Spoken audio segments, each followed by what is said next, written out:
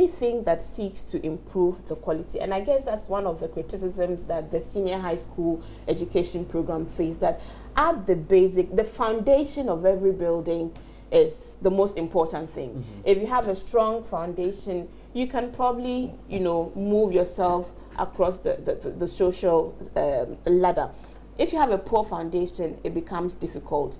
So we have a problem at the primary level, and now we're even talking kindergarten, because at the kindergarten level, the math and English skills are grounded, on which the foundation from primary is built upon.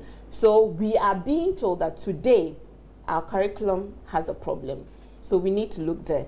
Now we have left all of these problems, universal primary education, it is not fully operationalized. We are seeing increasing number of street kids who should be in primary school, despite the fact that primary education is supposed to be free. So I would have loved to hear a concerted program to address the situation at the primary level. But no one in their right senses can say that free senior high school education is bad. No, but unless they have changed the plan from their manifesto, maybe I say Indum was better at popularizing that idea of ensuring that there is this seamlessness, so to speak, from SHS to JSS, right. So that becomes the basic. In fact, Indum actually advocated a scrapping of BEC. That's right. So and if you read the NPP's manifesto, it does appear it is the same thing. They're seeking to integrate that, but they are beginning with the SHS, right? And some had felt that you should have started from the bottom, the way you wanted to do it. So I think that if they will keep to it, then they will eventually come to what you desire. And still get those who, because despite the system, they are still the outlier. There's still those students who are not part of the system, and they portend insecurity for, you know, the country in the coming years. So free senior high school education, if I were in NPP's government, would not have implemented it this year. I would have used this year to mobilize the resources that I need and start next year or the next 2 years. Because the issues, of course, no matter how well you plan, there will always be issues with such a comprehensive and large-scale program. So implementing it this year, there was really no need to have implemented it this year. I would have thought that they would have raised the necessary funding and, you know, structures, put them in place and prepare towards rolling out next year. I disagree. I disagree. And I'll tell you why. This is MPP that has been in opposition for how long? This free SHS was Nanado's campaign message in 2008. They have a 4-year mandate. It doesn't matter. It matters. The preparation is what I'm talking about. Because I don't want a government that responds to pressure. No, I'm not talking about the pressure. You listen to me. Some kind of pressure. You listen to my argument. I want a government that has a plan and works the plan. Just give me okay. You just listen to me. Afia's argument and from 2008, they've been trumpeting free SHS. Remember the Stephen Saka interview that Nanado granted? From there, it was obvious that, look, there was an issue about funding sources, consistency in your plan, and a proper strategy to ensure that this does not fail. From there, there was a problem. Because if you looked at Nanado's response, they had worked out the figures. They had exactly, and they were very so that's why when Stephen Saka asked the question, what's the cost? He said, what's the cost? So I'll tell the that's what I'm saying. That before I tell Malik, from there, MPP ought to have realized that there was an issue. Questions will be raised about funding sources and all that. We didn't have to come all the way to 2017 to have this problem. But to be fast forward, after that Stephen Saka interview, they worked the figures. Yes, they started. So why are we having problems now? So why are we having problems now? They didn't have a consistent figure to start. No, Shamima, you listen. The money and infrastructure. Hear me out. Infrastructure doesn't take a day. Shamima, and hear me out. That's why I thought that this is a government that came to power that was sworn in 7 January. Admissions for new entrance happens in September. For me, that's enough time. Yeah, but if you have but the to admissions build the infrastructure, yes, we didn't need to build new schools. What we need, new dormitories. Now that is the problem we have with free SHS. From January to September is enough time. What the Minister of Education is telling us that between now Christmas, and then the reopening of school in January, the infrastructure deficiency deficit would have been resolved. So why couldn't we have done this from January to September? I'm saying that in opposition, you have a strategy. You should have a strategy in waiting, because you're a government in waiting. Everything should have been worked out properly. So you don't come into government and give us excuses and explanations. But the issues you raise about education sector, if you look at the Professor Dolphin report, we've always had problems. From basic, like we don't even need World Bank to even explain this to us. This is clearly captured in Professor Dolphin's report. Professor Anamon Mensah's report is there. The issue about using local language to teach at the basic level has been discussed extensively.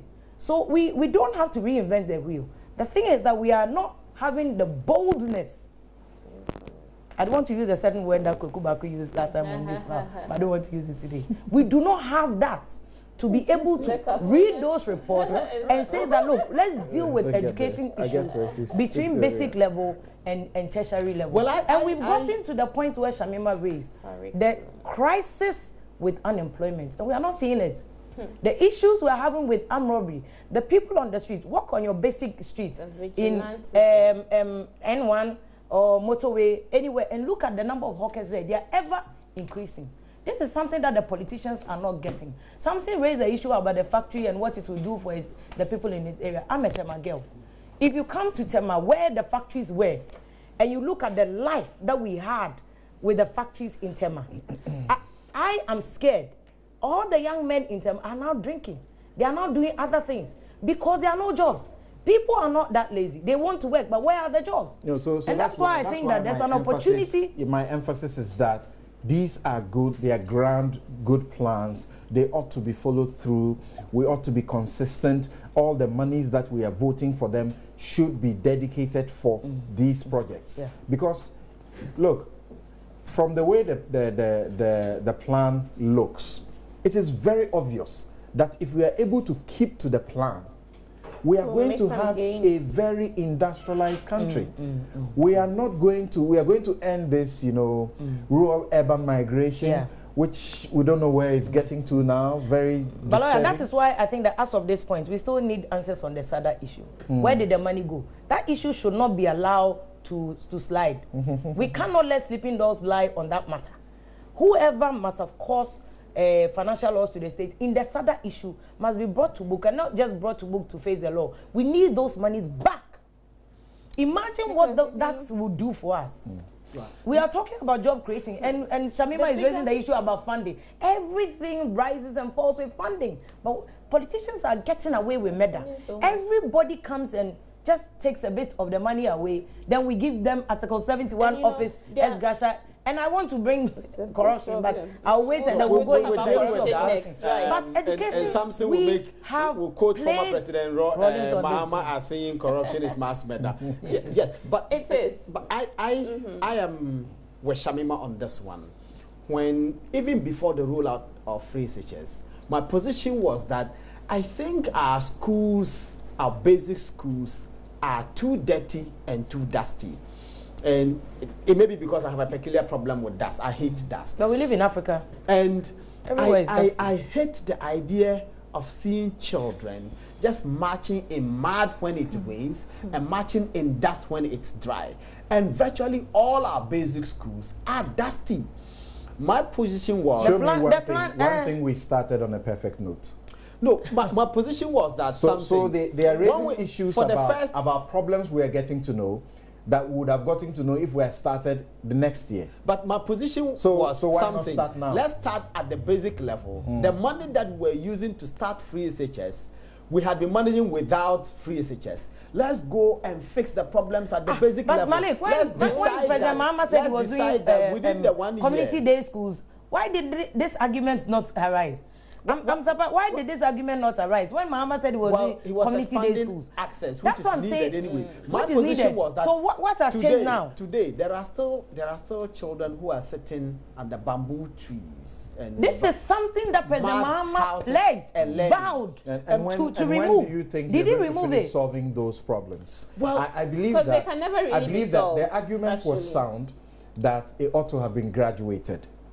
The former administration said they were doing it in a graduated fashion, and unfortunately, theirs were just too small. The steps were too slow. Yeah, they were too slow, you know. So, well, let's talk about the funding. Because you see, for me, they are getting to know one the of problems. the bigger problems. What is important is to pay attention to the problems and to solve them as quickly as Something, possible. one of the bigger challenges I Which is have why I think in that this country is the quality of our education.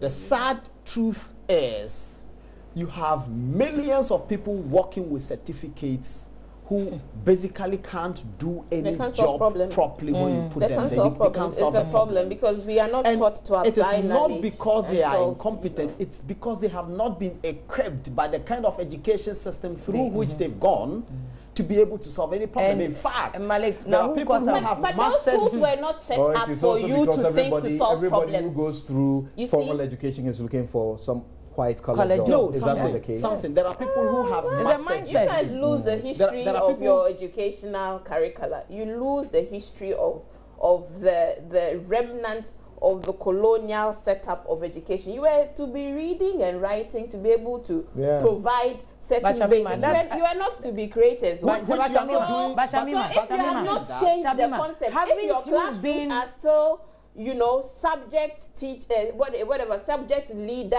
approach, if even the basic construction of your classroom still depicts the one of, you know, being taught to do things and not applying and solving problems. Just now, listening, so don't many challenge. private schools that are adopting the Montessori Western models. Look at them when they come out. Look at what SHS is doing. Applied knowledge and applied science. Shamima, so I disagree when you blame the colonial masters. I'm not blaming Haven't them. you been I'm in charge of that, your destiny I'm since 1957? So what's your and you've been problem? playing with education. Absolutely. No, we are refusing with your to think outside the box. Why? We are refusing to think outside the box.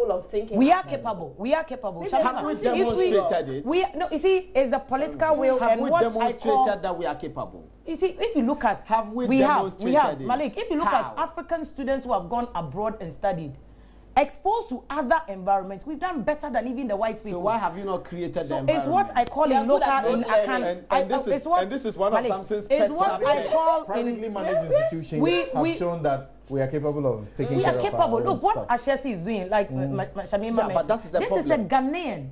But when it comes to politics, we lack the political will and the balls. I will use the word, the balls, to be able to think outside the world. Thinks like a Ghanaian? But what stops anybody else? What stops Napo from not thinking like a Ghanaian? Napo schools abroad. What stopped Professor Nana Opokwadmen from not thinking like a Ghanaian? What stopped Okujetua Blakwa from not thinking like a Ghanaian? What stopped President Mahama from not thinking like a Ghanaian in placing Okujetua Blakwa as the minister responsible for tertiary education? What stopped anybody? I think we are in charge of our destiny. Of the reformation. Yes. It's about the speed. It is Even it's not that we are completely stuck in the past and in what doesn't work. It's about the speed. It's about how quick we are getting at abreast with the times. So Ashashi is a good example. Ashashi is a good example. Ashashi does a lot of things that traditional universities do. All right. In the traditional universities that we know also, things are changing. Okay, things are changing. They are not the same anymore. So I think it's about the speed in catching up. That's the issue. It's not really. Do you share the view? We still have the situation where even students cannot challenge lectures. If you go to Ashasi and the kind of system they run, it's not the same. You still have like Shamima spoke about. You still have a system where your teacher thinks, listen to what I'm saying, don't challenge me, you don't know more than. That thing has to change. Samson, do you share the view that over the period, the quality of our education has fallen? Or is falling? Is falling. Do you share that view?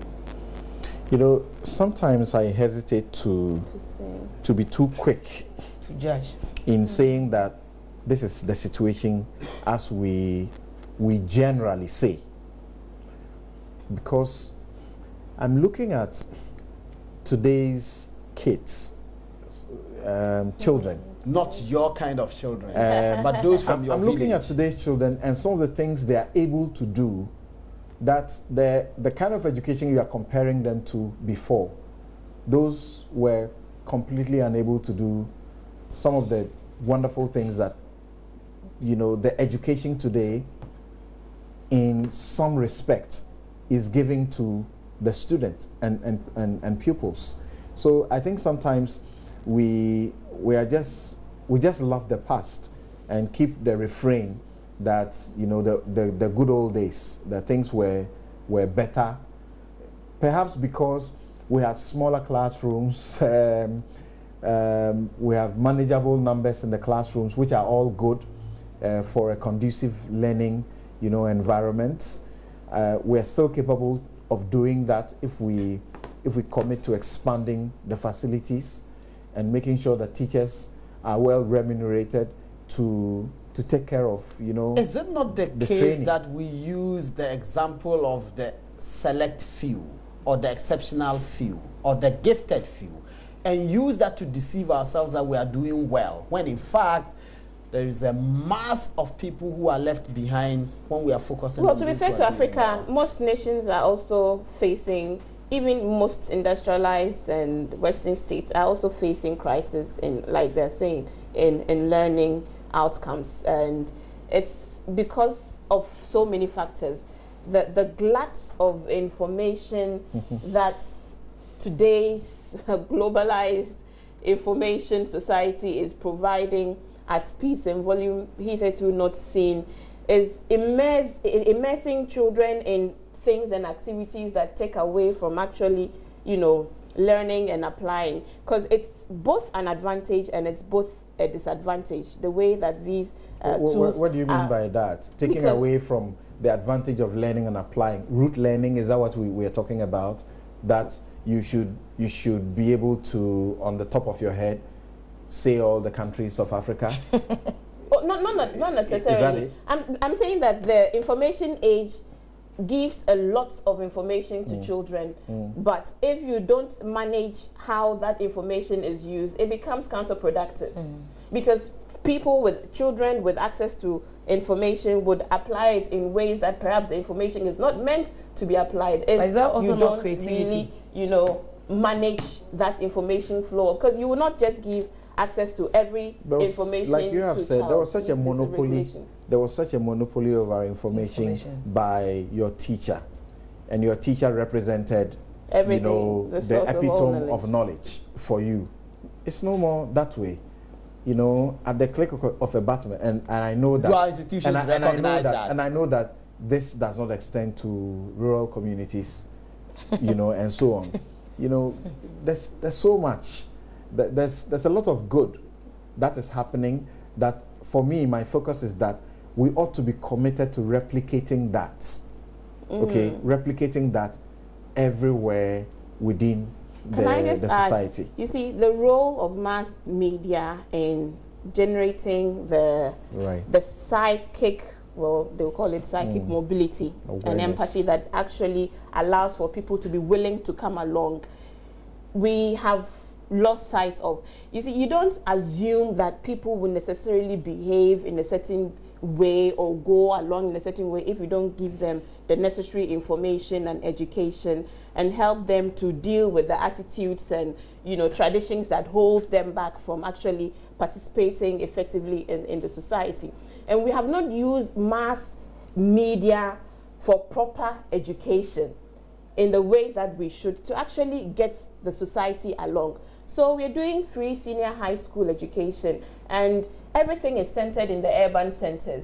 You know, what is happening in the communities? What kind of information are we giving to, you know, indigents in local communities? How are we using them? That we empanel political parties to do the discussions. So we're just reflecting what's the politics of the center to the periphery, you know. So what's from the periphery to the core? What impacts are we really having? And if you look at the bigger picture, the mindset picture, if we really don't actively look towards changing the mindset through the same mediums, the visuals that we are giving, because you say that media pluralism has allowed for a free flow of information, video on demand, audio on demand. There's problem with regulation because our regulatory and licensing authorities, media, they saw audiovisual production as coming from TV and radio. internet remains largely unregulated. But now, in the era of media glut, information is everywhere, and it's affecting the way people are relating to their environment.